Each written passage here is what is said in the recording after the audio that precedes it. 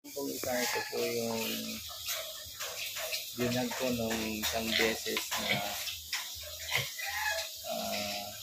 naghihingalo. Yan po, nakasurvive na po siya. Malaki na po siya ngayon. Pagka almost 3 months na.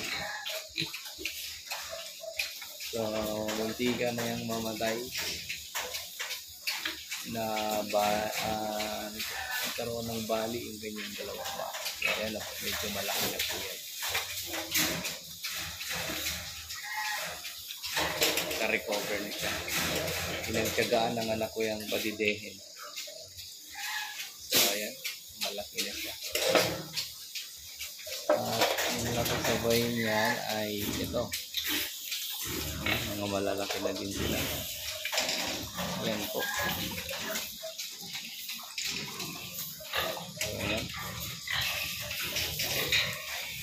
Bali, 6 yan sila. Ayan. Mga dre. Yan lang mga dre.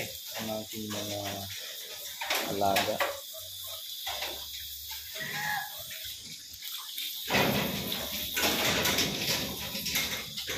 Yan po. Aking mga ito, pwede nang litsunin ito. Forklift na itong mga ito. Forklift. Litsunin. So, ayan. Yan po.